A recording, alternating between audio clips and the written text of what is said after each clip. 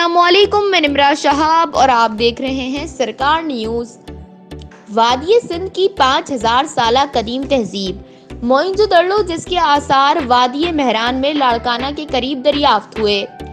قدیم تہذیب سے مرصع اس شاہکار نے ایک تہائی صدی سے دنیا بھر کے محققین، مورخین، ماہرین آثار قدیمہ کو حیرت میں ڈال رکھا ہے۔ موئنجو دڑو کی تاریخ پر سرسری نگاہ ڈالی جائے تو اسے 1922 میں برطانوی ماہر آثار قدیمہ سر جان مارشل نے دریافت کیا۔ 5000 سالہ قدیم آثار آج بھی محققین کے لیے باعث حیرت ہیں۔ موئنجو دڑو سندھی زبان کا لفظ ہے جس کا اردو زبان میں مطلب مردوں کا ٹیلہ ہے۔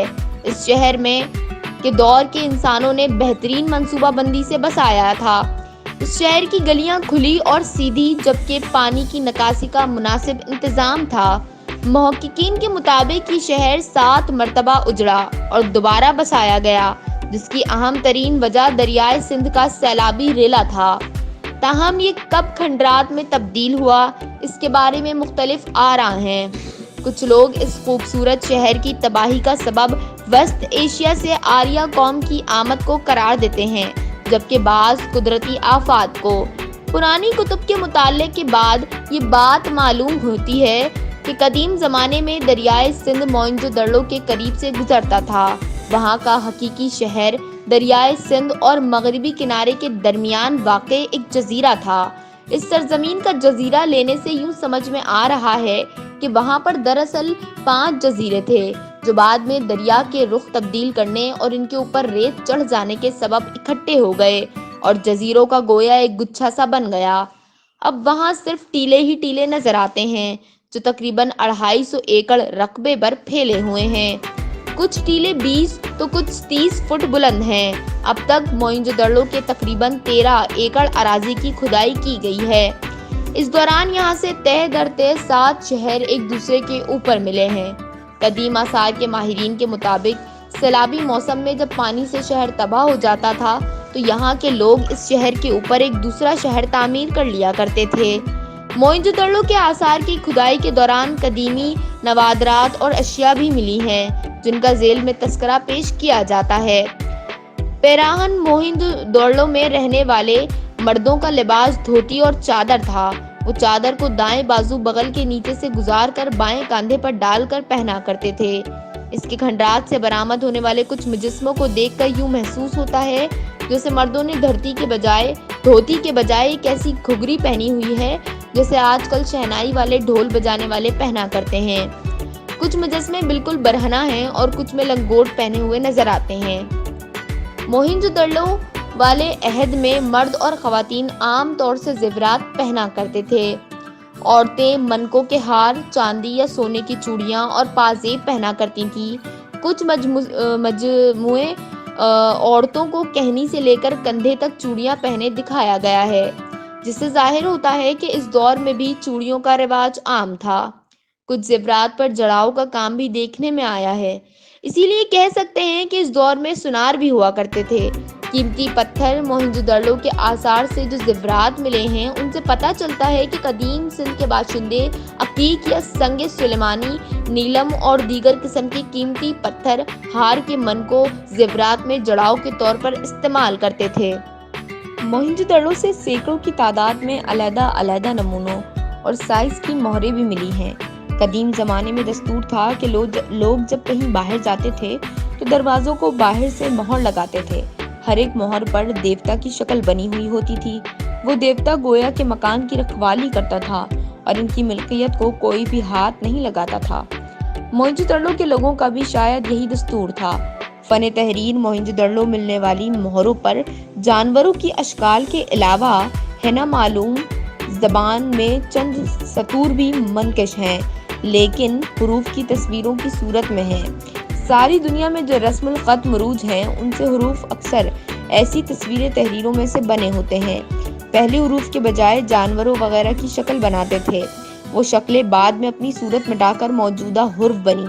مہروں میں ایسے حروف کے درمیان کہیں دیوتا گری طرز کے اعراب، زیر و زبر پیش وغیرہ ہیں، جس سے لگتا ہے یہاں پر فن تحریری کی اچھی خاصی ترقی ہوئی تھی۔ اس قسم کی مہریں میسوپوٹیما کی طرف سے بھی دریافت ہوئی ہیں جو 3000 برس کی ہیں۔ اسے دیکھنے کے بعد سر جان مارشل نے قیاس آرائی کی ہے کہ موئنجو دڑو کی تہذیب اس سے زیادہ قدیم ہے۔ موئنجو دڑو میں سنگ سلیمانی اور دیگر پتھروں سے بنی ہوئی گولیاں، شطرنج اور چھکے ملے ہیں۔ وہ آج کل کے چھکوں کی طرح لمبے نہیں بلکہ مکعب شکل کے ہیں۔ اس سے ظاہر ہوتا ہے کہ لوگوں کی فرصت میں تفریح کا سامان یہ کھیل تھے۔ اس وقت کے لوگوں کو اپنے بچوں کی تفریح کی بھی بڑی فکر ہوا کرتی تھی۔ اسی قسم کے کھلونے وہاں سے دریافت ہوئے ہیں جو لوگوں، بیلوں اور گھوڑوں کی شکلیں ہیں۔ ایک بیل کو دم سے کھینچا جاتا ہے تو وہ اپنی گردن ہلاتا ہے۔ ایک ہاتھی کی شکل کا ہے ایک پکائی ہوئی مٹی کی بنی ہوئی گاڑی پہیوں سمیت ملی۔ اس قسم کی گاڑیاں 3200 قبل مسیح میسوپوٹیما کی طرف مروج تھیں۔ اس لیے کہا جا سکتا ہے کہ یہ گاڑیاں کا سب سے پرانا نمونہ ہے۔ موئنجو دڑو کی کھدائی کے دوران درج بالا اشیاء کے علاوہ دیگر قیمتی نوادرات اور چیزیں بھی ملی۔ اس میں کوئی شک نہیں کہ موئنجو دڑو قدیم تہذیب کا شاہکار ہے جس پر تحقیقات تاحال جاری ہے۔ دنیا بھر کے محققین ماہرین یہاں سے ملنے والی چیزوں کا مشاہدہ کر رہے ہیں اور نئے انکشافات سامنے آ رہے ہیں۔ اس زمن میں اگر یہ کہا جائے کہ موئنجو دڑو کسی حیرت کدے سے کم نہیں تو بے جا نہ ہوگا۔ ضرورت اس بات کی ہے کہ موئنجو دڑو کے ان آثار کو محفوظ بنانے کے لیے حکومت مؤثر اقدامات کرے تاکہ قدیمی تہذیب کے حامل اس شاہکار کے آثار کو محفوظ بنایا جا سکے۔ کھیتی باڑی دیگر ہنر وادی مہران کی قدیم تہذیب میں کاشت کاری اور زراعت سے متعلق اتنی زیادہ معلومات حاصل نہیں ہوئی ہیں۔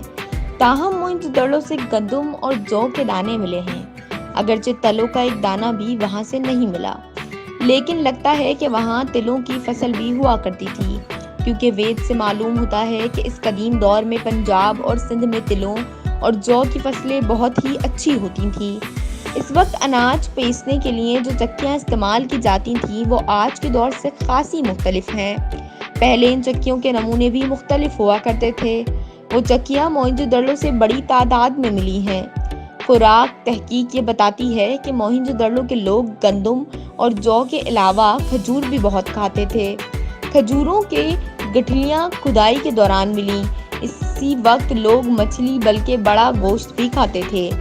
دریا کی مچھلی کے تو شوقین تھے ہی لیکن کچھوے کو بھی بطور خوراک استعمال کرتے تھے۔ چرخہ کاتنے اور کپڑا بننے کا ہنر، کئی چرخے اور ان میں استعمال ہونے والی لوہے کی میخیں ملی ہیں۔ ان میں سے کچھ سادہ سی اور کچھ قیمتی ہیں۔ اس سے لگتا ہے کہ غریبوں اور امیروں کے گھر میں چرخہ کاتنے کا یکساں رواج تھا۔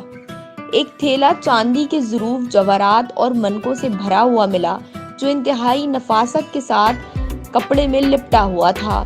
اس میں دیسی روئی استعمال کی گئی ہے۔ اس سے ظاہر ہوتا ہے کہ 5000 برس پہلے سندھ میں کپاس کی فصل ہوتی تھی اور اس دور میں ہی سندھیوں کے پاس کپڑے بننے کے گھر بھی تھے۔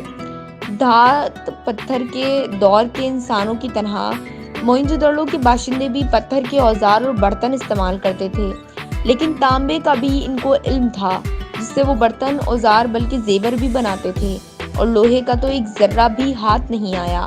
لیکن یہ زمانہ ہی ایسا تھا جس میں لوگوں کو لوہے کا کام لینے کی عقل ابھی نہیں آئی تھی۔ کلئی بھی الگ سے نہیں ملی، لیکن فقط تانبے کے ساتھ استعمال شدہ ملی ہے۔ موئنجو دڑو کے لوگ تانبا اور کلئی ملا کر برانز بناتے تھے۔ اس سے بھی اوزار اور برتن بنائے جاتے تھے۔ ہتھیار موئنجو دڑو سے چند پتھر اور تانبے سے بنے گرز، چند بھالے، کٹار، تیر اور کمانیں ملی۔ تلوار بنانے کا رواج تو بہت بعد کی بات ہے، اس لیے تلوار وہاں سے نہیں ملی۔ اسی وجہ سے لگتا ہے کہ ملک میں جنگ اور جدل نہیں ہوتا تھا اور لوگ امن اور سکون سے زندگی گزارتے تھے۔ باٹ اور پیمانے کئی انواع کے ملے ہیں۔ وہ اکثر نازر کو چھوٹے ہوتے ہیں۔ کچھ مخروطی شکل کے بڑے پتھر ملے ہیں جن کے اوپر سے سوراخ ہیں۔ ان سوراخوں سے رسی گزاری جا سکتی ہے۔ ان پتھر لکوتول کے وقت باٹ کے طور پر استعمال کرتے تھے۔ کچھ چھوٹے باٹ خاصتری رنگ کے سلیٹ ہیں، پیسے کی شکل جیسے ہیں، جو ایم اور میسوپوٹیما کے باٹوں سے مشابہت رکھتے ہیں۔